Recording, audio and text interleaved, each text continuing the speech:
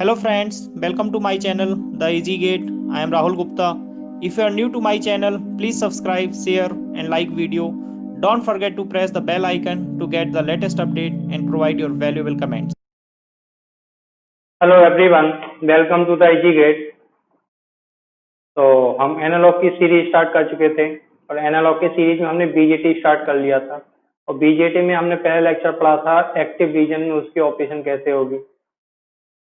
और हमने last lecture में पढ़ा है उसमें अर्ली इफेक्ट क्या होता है, उसमें पंच थ्रू कंडीशन क्या होती है, रीड थ्रू कंडीशन क्या होती है, क्या क्या इफेक्ट होते हैं अर्ली इफेक्ट के, वो हमने लास्ट लेक्चर में पढ़ा था।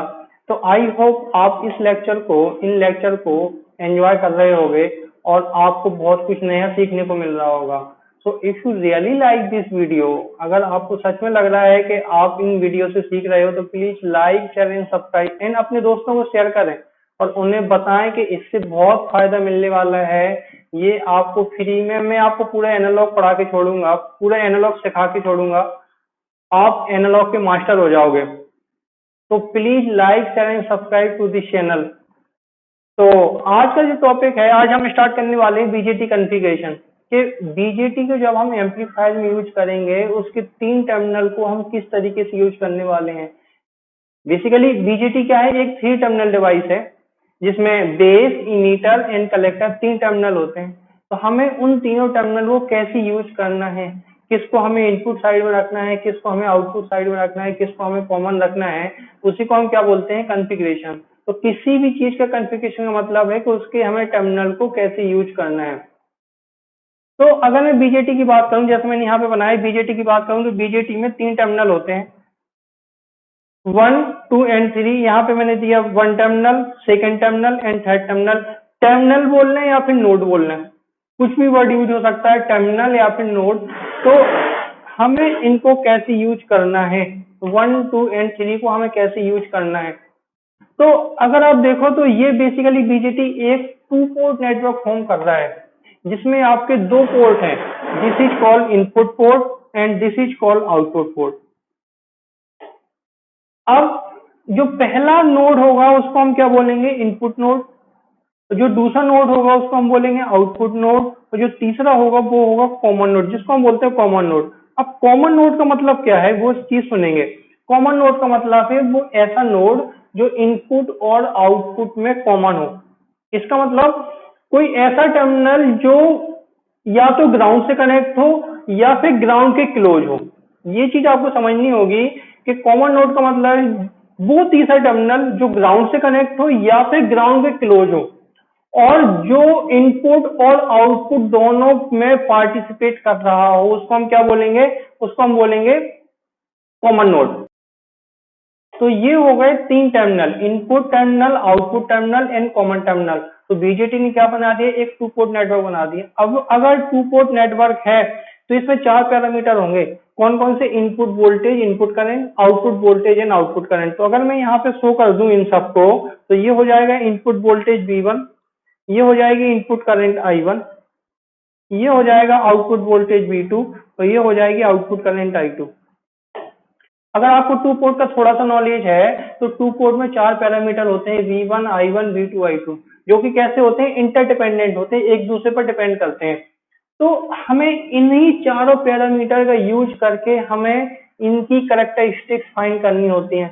तो बेसिकली जो आपने पढ़े होंगे एच पैरामीटर, तो एच पैरामीटर बेसिकली किसके लिए बनाए गए थे, वो बनाए गए थे एम्पलीफायर के लिए, कि एम्पलीफायर का एनालिसिस अगर हमें करना है तो एम्पलीफायर के एनालिसिस के लिए हमने बनाए थे एच पैरामीटर। अब एच पैरामीटर ही क्यों बनाए थे, क्योंकि एम्पलीफायर में बेसिकली हमें 4 चीजें निकालनी होती हैं, 4 चीजें कैलकुलेट करनी होती हैं। वो कौन कौन सी हैं, input resistance, output resistance, voltage gain and current gain. तो अगर आप देखो तो सिर्फ एच पैरामीटर में जो चारों पैरामीटर होते हैं उनमें से एक पैरामीटर इनपुट रेजिस्टेंस को शो करता है, एक पैरामीटर आउटपुट रेजिस्टेंस को शो करता है, एक पैरामीटर करंट गेन को शो करता है और एक पैरामीटर वोल्टेज गेन को शो करता है। तो इस तरीके से, इसलिए हमने किसका यूज किया, एच पैरामीटर को। तो जरूरी नहीं है कि 2 पोर्ट नेटवर्क को हम एच पैरामीटर से ही डिनोट करें, आप जेड से भी कर सकते हो, आप बाई से भी कर सकते हो, एबीसीडी से भी कर सकते हो, किसी से भी कर सकते हो, बट जब हम एम्पलीफायर की बात करते हैं तो हमें बेसिकली किसका यूज करना होता है, हमें एच पैरामीटर का यूज करना होता है। तो अगर मैं एक एच पैरामीटर की इक्वेशन लिखूं तो उसमें होता क्या है, एच पैरामीटर की इक्वेशन में जो V1 होता है, अगर मैं यहाँ पे इक्वेशन लिख दूं तो V1 इक्वल टू होता है, इस तरीके से लिखते हैं, H11 I1 plus H12 V2 and I2 equal to H21 I1 plus H22 V2। कुछ इस तरह की इक्वेशन होती हैं। इसका मतलब जो V1 और I2 है that is the function of I1 V2, that means V1 is the function of I1 V2, similarly I2 is the function of I1 V2। तो ये चीज आपको समझनी पड़ेगी कि यहाँ पे कौन कौन डिपेंडेंट पैरामीटर है, कौन कौन इंडिपेंडेंट पैरामीटर है। तो I1 और V2 बेसिकली क्या क्या हम मानते हैं, ये अपना अजम्पशन है सिर्फ। I1 और V2 क्या होते हैं, ये आपके इंडिपेंडेंट पैरामीटर होते हैं, और V1 और I2 कैसे होते हैं, डिपेंडेंट पैरामीटर होते हैं। तो इस तरीके से अपने पास तीन टर्मिनल हो गए, जिसमें मैंने एक को इनपुट बना दिया, एक को आउटपुट बना दिया, और एक को मैंने कॉमन बना दिया। तो क्या बन गया, अपना टू पोर्ट नेटवर्क बन गया, जिसमें से चार पैरामीटर निकल के आए, input voltage, input current, output voltage and output current.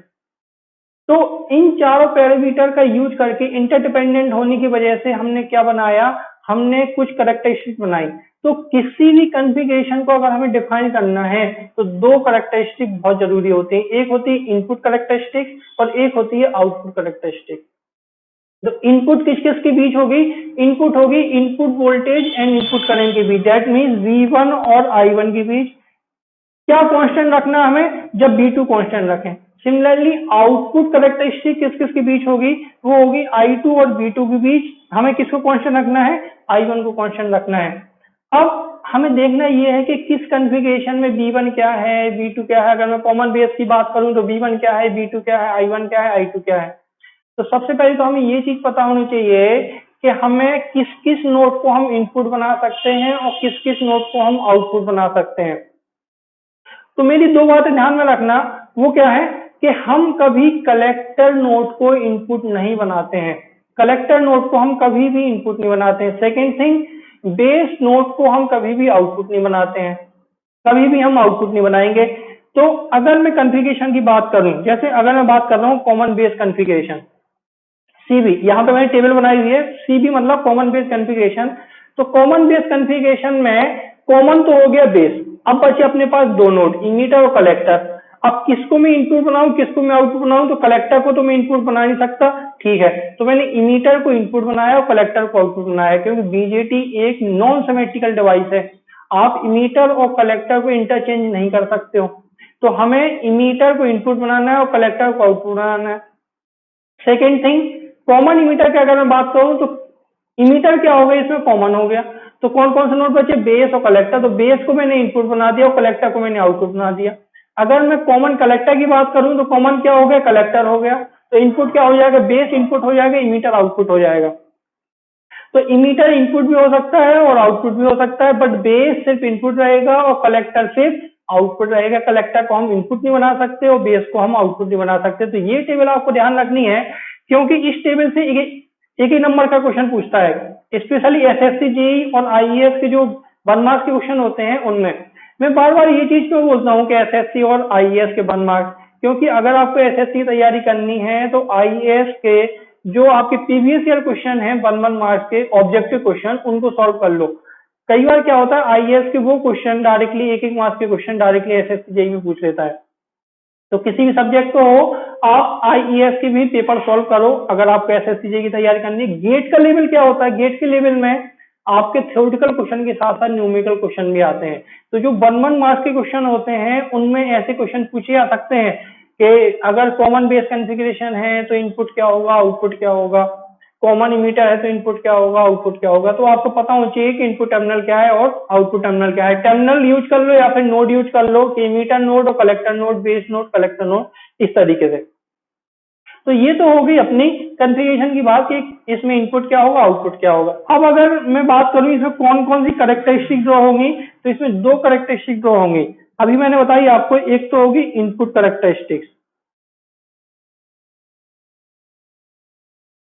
Input characteristics वो किस किस के बीच ड्रॉ होगी, आपको ध्यान रखना है V1 वर्सेस I1। यहाँ पे लिख देता हूं, this is the plot between V1 versus I1 when B2 is kept constant. अभी मैं कॉमन बात कर रहा हूं, हमें नहीं पता B1 क्या है, I1 क्या है, B2 क्या है, B2 इज केप्ट कांस्टेंट। अगर मैं आउटपुट की बात करूं, आउटपुट कैरेक्टरिस्टिक किस किस के बीच ड्रॉ होगी, आउटपुट कैरेक्टरिस्टिक्स किस किस के बीच ड्रॉ होगी, तो आउटपुट ड्रॉ होगी B2 versus I2 when I1 is kept constant, I1 is kept constant। तो सिंपल सी बात है, आपको ये इक्वेशन याद रखनी है। अगर आपको ये इक्वेशन ध्यान है तो आपको पता लग जाएगा कि हमें किस किस के बीच में प्लॉट ड्रॉ करना है। अगर मुझे इनपुट की बात करना है तो इनपुट वोल्टेज, इनपुट करंट, किसको कांस्टेंट रखना, तीसरा क्या बचा, V2 को कांस्टेंट रखना है। अगर मैं आउटपुट कैरेक्टरिस्टिक की बात करूं तो I2 वर्सेस V2, किसको कांस्टेंट रखना है, I1 को कांस्टेंट रखना है। तो इस तरीके से आपके इनपुट और आउटपुट कैरेक्टरिस्टिक जो होंगे। अब हमें एक एक करके सारी कॉन्फ़िगरेशन की बात करनी है। तो आज के लेक्चर में हम पढ़ेंगे कॉमन बेस कॉन्फ़िगरेशन, अगले लेक्चर में हम पढ़ेंगे common emitter and common collector configuration. तो कॉमन बेस कॉन्फ़िगरेशन में इनपुट क्या होगा, कॉमन बेस कॉन्फ़िगरेशन में इनपुट होगा इमीटर और आउटपुट होगा कलेक्टर।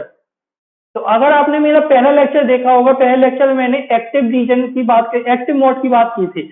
एक्टिव मोड का मतलब है कि इमीटर जंक्शन आपका फॉरवर्ड बायस में होना चाहिए और कलेक्टर जंक्शन रिवर्स बायस में होना चाहिए।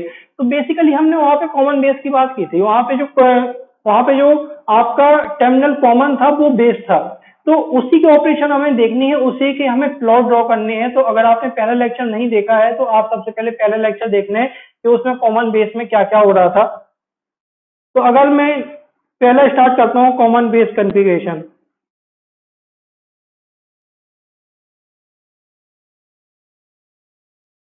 Common base configuration, common base configuration में सबसे पहले तो हम ड्रॉ कर देते हैं कि इसमें कॉमन क्या होगा। तो this is a 3 terminal device, मैं बीजेटी बना देता हूं। मैं एनपीएन की बात कर लूंगा यहाँ पे, वहां पे मैंने पीएनपी की बात की थी, यहाँ पे मैं एनपीएन की बात कर लेता हूँ, आपको कॉन्सेप्ट क्लियर हो जाएगा। तो this is emitter, this is base and this is collector. NPN की बात कर लेता हूँ, this is an, this is P, this is an. हमें क्या करना है, इमीटर को इनपुट बनाना है, कलेक्टर को आउटपुट बनाना है और बेस को कॉमन कर देना है। तो अगर आप देखो तो बेस को मैंने दोनों में कॉमन कर दिया। This is the input voltage, तो इनपुट वोल्टेज क्या हो जाएगा, बीईबी, मतलब emitter to base voltage. Output voltage क्या हो जाएगा, बीसीबी, मतलब collector to base voltage. Input current क्या हो जाएगी, emitter current IE. Output current क्या हो जाएगा, आउटपुट करंट हो जाएगी आईसी, कलेक्टर करंट आईसी। तो अपने पास चारों पैरामीटर आ गए कि V1 क्या है, बीईबी, I1 क्या है, आईई, I2 क्या है, आईसी एंड V2 क्या है, बीसीबी। अब मैं अगर बात करूं कि यहाँ पे इनपुट कैरेक्टरिस्टिक किस किस के बीच ड्रॉ होगी, इनपुट कैरेक्टरिस्टिक्स किस किस के बीच ड्रॉ होगी, तो ये ड्रॉ होगी V1 versus I1 when B2 is kept constant. इसका मतलब यहाँ पे अगर मैं बात करूं तो plot between VBE versus IE when VCB is kept constant, VCB is kept constant. तो ये चीज आपको ध्यान रखनी है कि हमें क्या क्या कांस्टेंट रखना है और किस किस के बीच प्लॉट होनी है। अब मैं अगर बात करूं बीईबी क्या है, this is the forward bias voltage between emitter and base. ठीक, तो अगर मैं बात कर रहा हूं एनपीएन की, अगर मैं बात कर रहा हूं एनपीएन की, तो मुझे इस जंक्शन को फॉरवर्ड बायस रखना है, इमीटर जंक्शन को फॉरवर्ड बायस रखना है।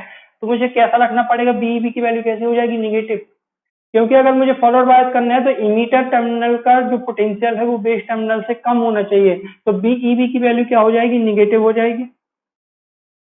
बीईबी is negative for NPN and positive for PNP. तो इसकी आपको टेंशन नहीं लेनी है, निगेटिव पॉजिटिव आपकी कैरेक्टरिस्टिक सेम आएगी। सिर्फ आपके क्वाड्रेंट चेंज हो जाएंगे। हो सकता है अगर फर्स्ट में बनना है तो थर्ड में बनेगा, थर्ड में बनना है तो फर्स्ट में बनेगा, वो चीज आपको टेंशन नहीं लेनी है। आई क्या है? This is the forward current.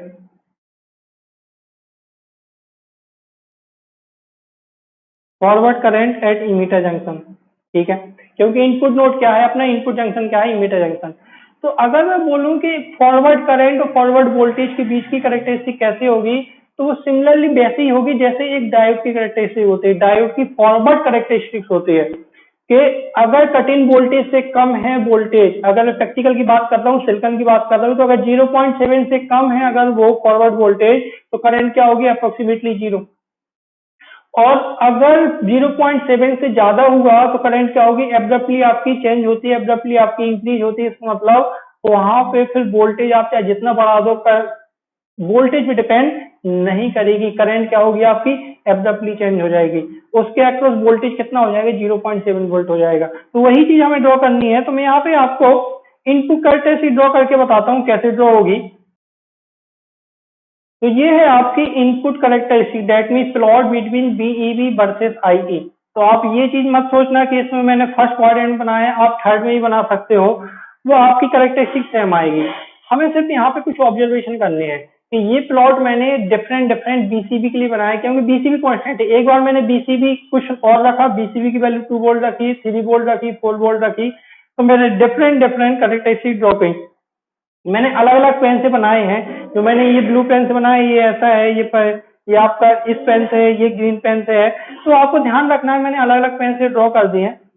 अब इसमें कुछ ऑब्जर्वेशन आपको देखना है कि अगर मैंने बीसीबी की वैल्यू बढ़ाएंगे, तो मैं यहाँ पे दो सीक्वेंस लिखता हूँ। एक सीक्वेंस लिखता हूँ BCB1 greater than BCB2 greater than BCB3, और एक लिखता हूँ BCB1 लेस देन BCB2 और लेस देन BCB3। हमें देखना ये है कौन सा सीक्वेंस सही होगा। ये चीज पूछी गई है आपके एग्जाम में, तो कौन सा सीक्वेंस सही होगा।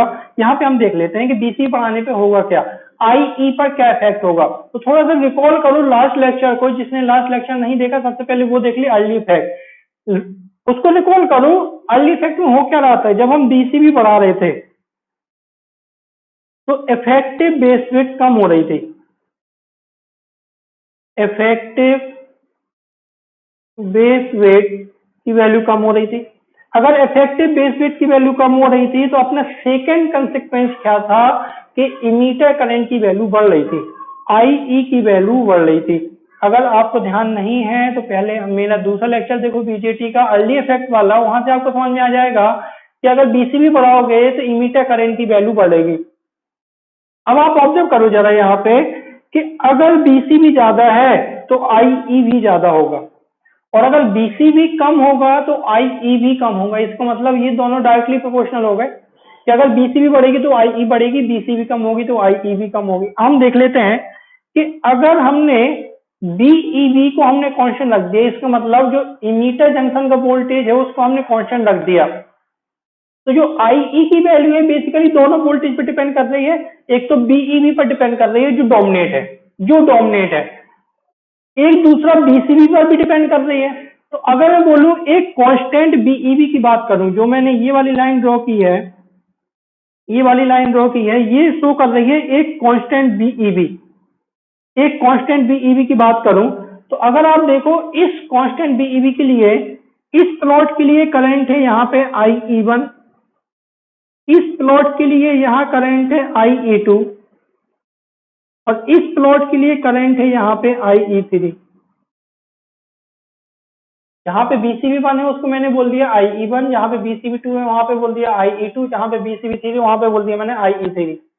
अब आप एक चीज देखो यहाँ पे कि हमें इतनी चीज पता लग गई कि जो IE1 की वैल्यू है वो IE2 से ज्यादा है, और IE2 की वैल्यू IE3 से ज्यादा है। अगर आप इस एक्सिस की बात कर रहे हो, इस एक्सिस की, तो आपको साफ साफ दिख रहा है IE1 की वैल्यू IE3 से ज्यादा है। अगर IE1 की वैल्यू ज्यादा है तो हम इतना श्योर हो जाएगा कि BCB1 की वैल्यू BCB2 से ज्यादा होगी, और BCB2 की वैल्यू BCB3 से ज्यादा होगी। तो अपने पास पहला सीक्वेंस क्या आ गया कि अगर मैं BCB की वैल्यू बढ़ाऊंगा, तो अपना प्लॉट किस साइड शिफ्ट हो रहा है, आपका प्लॉट लेफ्ट साइड में शिफ्ट हो रहा है। इसका मतलब BCB1 की वैल्यू BCB3 से ज्यादा होगी तो कौन सा सीक्वेंस सही हो जाएगा? पहला वाला सीक्वेंस सही हो जाएगा कि BCB1 greater than BCB2 greater than BCB3। मैंने सेकंड वाला वहां से मिटा दिया है। सेकंड ऑब्जर्वेशन देखेंगे। सेकंड ऑब्जर्वेशन क्या होगा कि अगर मैं कांस्टेंट IE की बात करूं, अब हमें देखना है कि दोनों जंक्शन के जो वोल्टेज हैं BEB और BCB, ये भी आपकी डिपेंडेंट है। तो वो कैसे डिपेंडेंट है? इनवर्सली डिपेंडेंट है या फिर डायरेक्टली डिपेंडेंट है? तो मैं क्या करता हूं, IE की वैल्यू कांस्टेंट कर देता हूं कि अगर मैं मान लेता हूं कि IE की वैल्यू कांस्टेंट है तो मुझे BEB और BCB में कैसा रिलेशन मिलने वाला है? तो मैं क्या कर रहा हूं कि इस करंट को मैंने कांस्टेंट मान लिया है। ये जो लाइन शो कर रही है ये शो कर रही है कांस्टेंट करंट। आप थोड़ा ध्यान से देखना, जो मैंने यहाँ पे लाइन बनाई है ये वाली, ये शो कर रही है एक कांस्टेंट करंट, ठीक है। तो इसके करस्पॉन्डिंग इसके लिए वोल्टेज हो गया BEB1, मान लेते हैं। इसके लिए वोल्टेज है, ये है BEB2, और इसके लिए वोल्टेज मान लेते हैं BEB3। अगर मैं एक कांस्टेंट I की बात करूं तो सेकंड ऑब्जर्वेशन क्या है? फॉर कांस्टेंट IE, ये जो ऑब्जर्वेशन था ये किसके लिए था? For constant BEB।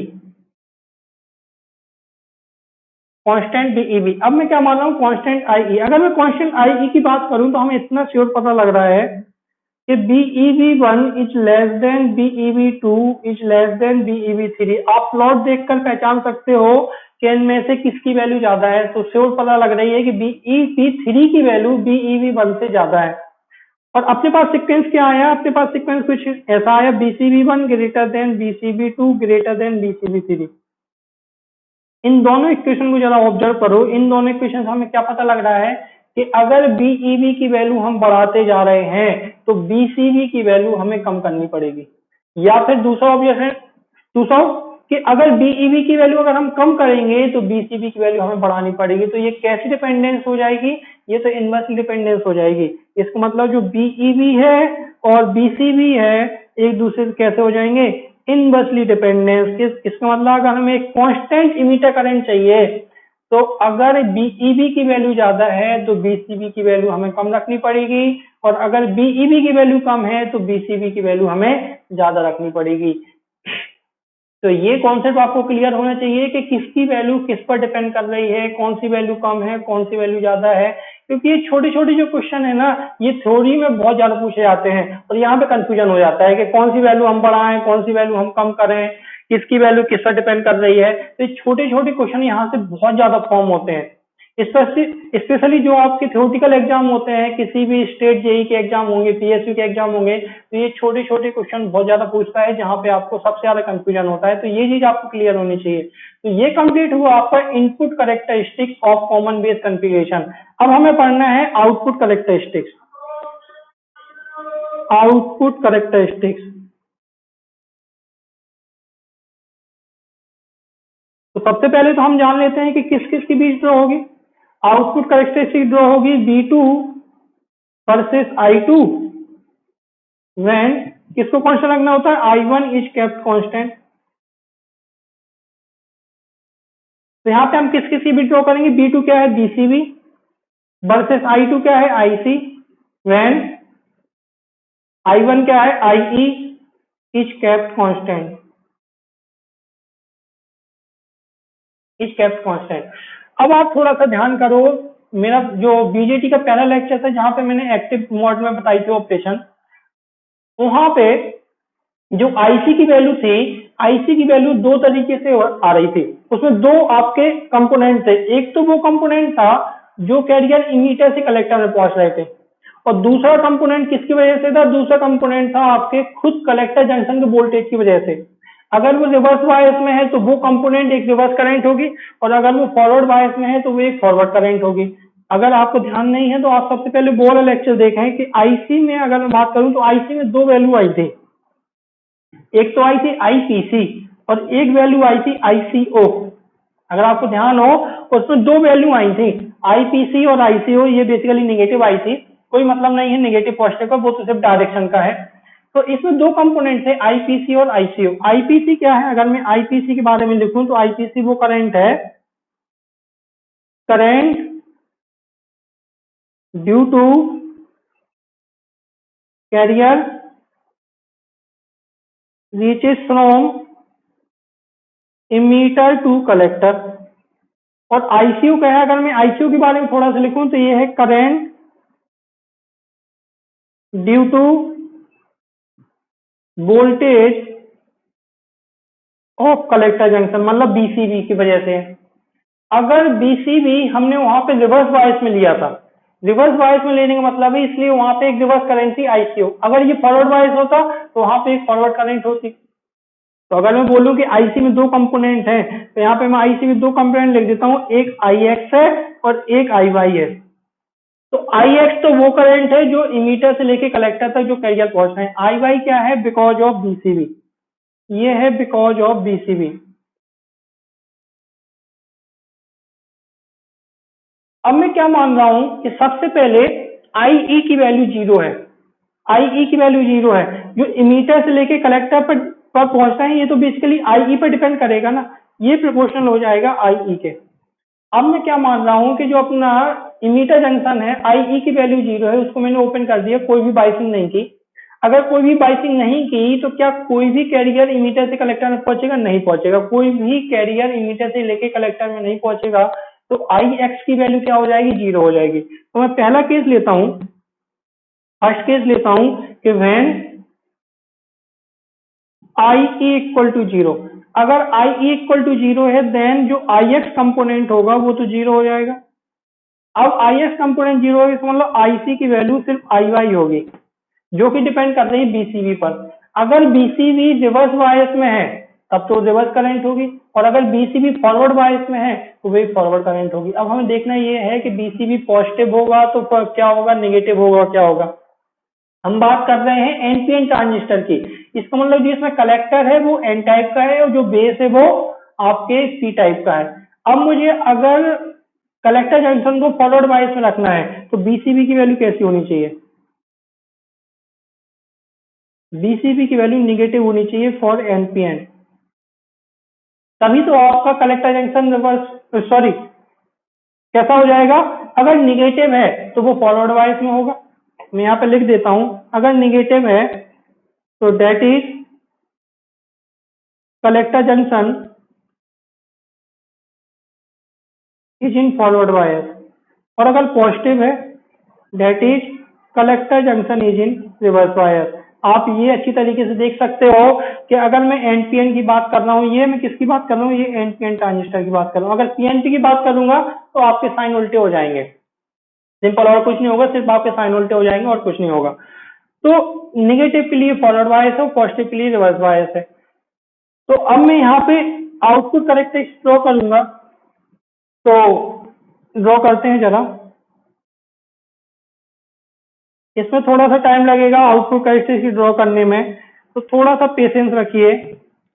आपको समझ में आना चाहिए कि चल क्या रहा है। बीसीबी, अब ये बीसीबी यहाँ पे पॉजिटिव है और ये बीसीबी यहाँ पे नेगेटिव है। इसका मतलब ये हो जाएगा अगर नेगेटिव है तो यहाँ पे कलेक्टर जंक्शन कैसा है, इज इन फॉरवर्ड बायस है, और यहाँ पे कलेक्टर जंक्शन कैसा है, यहाँ पे रिवर्स बायस है।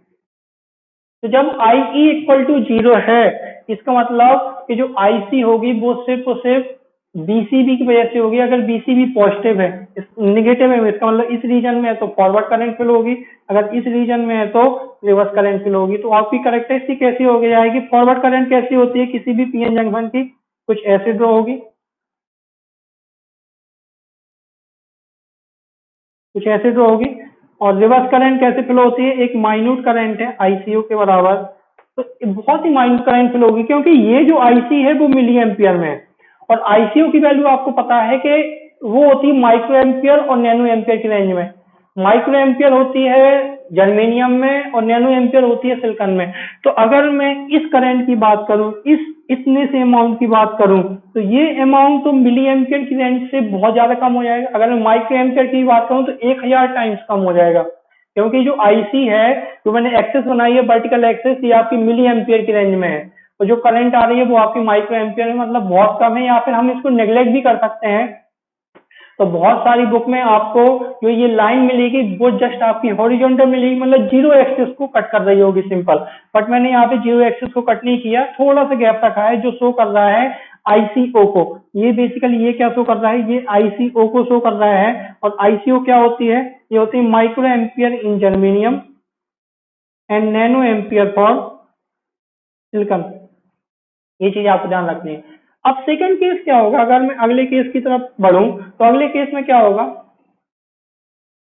अगले केस में सेकंड केस में जब I E does not equal to zero होगा, अगर I E does not equal to zero है तो क्या होगा, अब उसमें आई वाई कंपोनेंट के साथ साथ आई एक्स कंपोनेंट भी जुड़ जाएगा, क्योंकि अब आई एक्स कंपोनेंट जीरो नहीं होगा।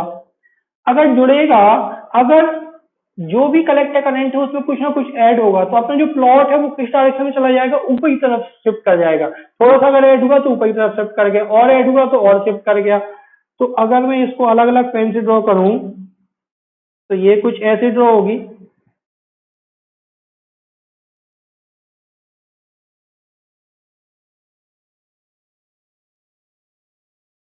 ये कुछ ऐसे ड्रॉ होगी, और मैं एक आर्ट और ड्रॉ कर दूं, ये कुछ ऐसे ड्रॉ होगी लाइक दिस।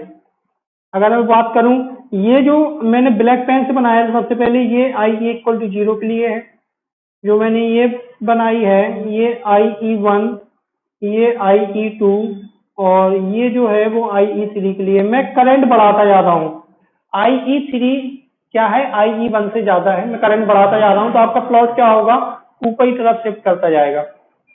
आई होप आपको ये प्लॉट समझ में आ रहा होगा, ये प्लॉट ऊपर की तरफ क्यों जा रहा है, आई ई अगर आप ऐड कर रहे हो तो उसमें कुछ ना कुछ ऐड होता जा रहा है। अब आउटपुट करेक्टरिस्टिक में आपके तीन रीजन होंगे, cut off region, active region और सैचुरेशन रीजन। तो आपको रीजन पता होने चाहिए कि अगर सैचुरेशन रीजन में है, सैचुरेशन मोड में काम करेगा, इसका मतलब दोनों के दोनों जंक्शन फॉरवर्ड वाइज होने चाहिए। अगर वो कट ऑफ में काम करेगा तो दोनों के दोनों जंक्शन रिवर्स वाइज होने चाहिए। और अगर एक्टिव में काम करेगा तो दोनों के दोनों junction, sorry, emitter junction forward wise होने चाहिए, कलेक्टर जंक्शन रिवर्स वाइज होने चाहिए। अब हम यहाँ पे देख लेते हैं, हम यहाँ पे तीन रीजन में डिवाइड करते हैं इसको। मैं ग्रीन पेन से डिवाइड करता हूँ। जो ये वाला रीजन है, जो इस साइड वाला रीजन है, ये कहलाएगा सैचुरेशन रीजन। अब ये बता रहा हूँ क्यों कहलाएगा ये saturation region.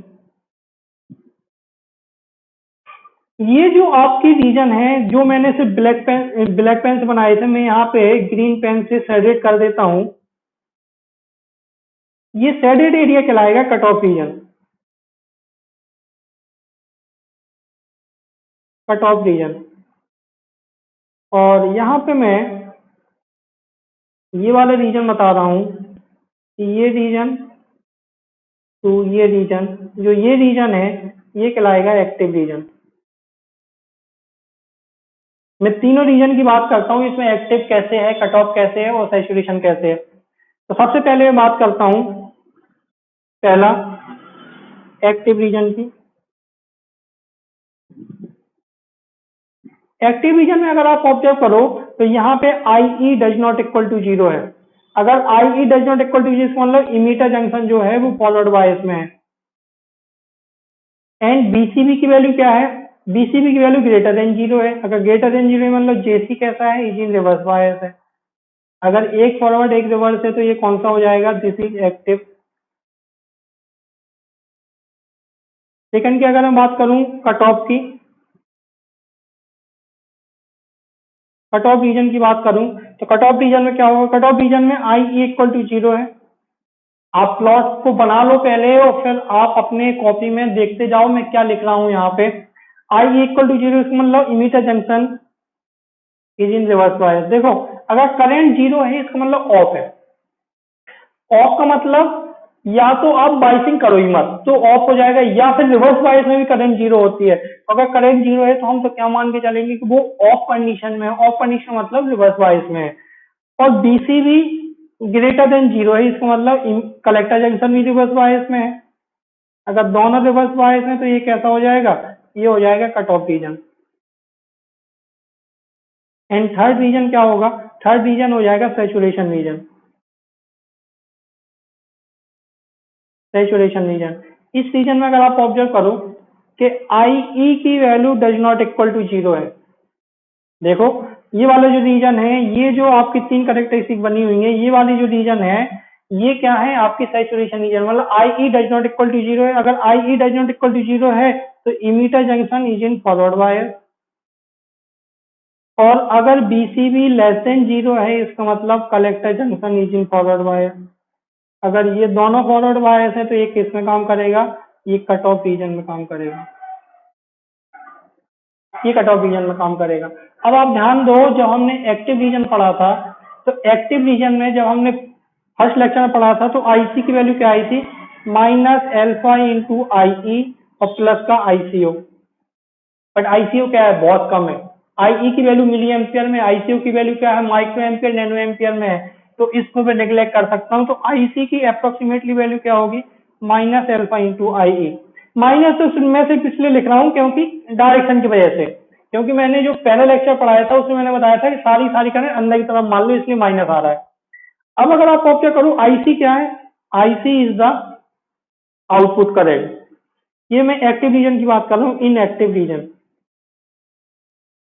Inactive region, this is the output current and this is the input current. तो अगर मैं अल्फा की बात करूं तो अल्फा इक्वल टू क्या हो जाएगा, माइनस IC अपॉन IE। तो अल्फा बेसिकली क्या कहलाएगा, this is the current gain. तो इसलिए BJT एक्टिव रीजन में कैसे काम करता है, एक लीनियर डिवाइस की तरह काम करता है। आउटपुट करंट और इनपुट करंट कैसे डिपेंडेंट है, लीनियरली डिपेंडेंट है। IC equal to minus alpha into I, y equal to MX plus C, या फिर y equal to MX simple. तो इसलिए BJT एक्टिव रीजन में कैसे काम करेगा, एज ए एम्पलीफायर काम करेगा। तो कॉमन बेस का करंट गेन कितना हो जाएगा, माइनस IC अपॉन IE।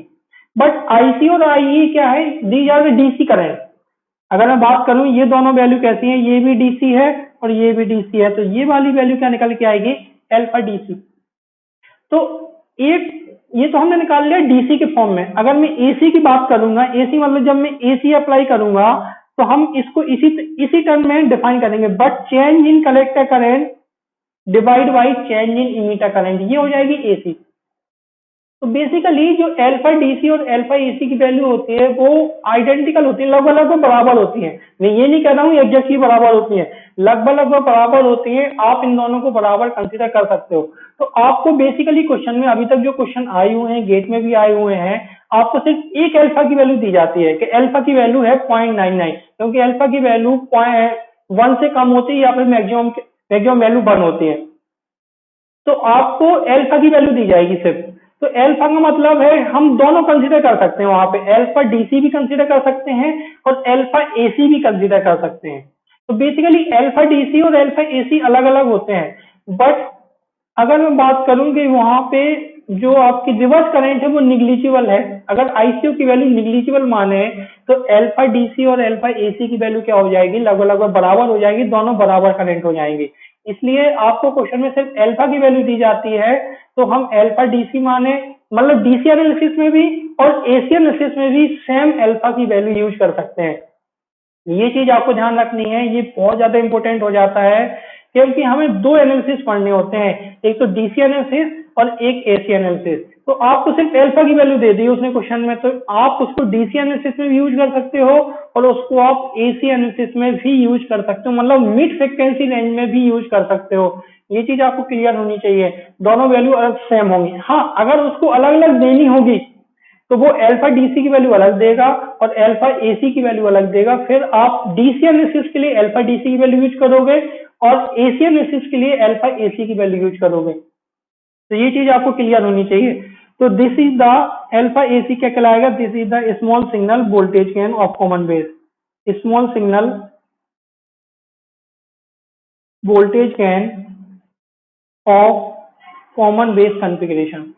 अब अगर आप ध्यान दो, यहाँ पे मैंने जो करेक्टरिस्टिक बनाई है एक्टिव रीजन में, ये लगभग लगभग फ्लैट बनाई है, देखो हॉरिजॉन्टल है, ये थोड़ा सा टिल्ट होती है। क्यों, ऐसा मैं क्यों बोल रहा हूँ, बिकॉज ऑफ हल्डी इफेक्ट।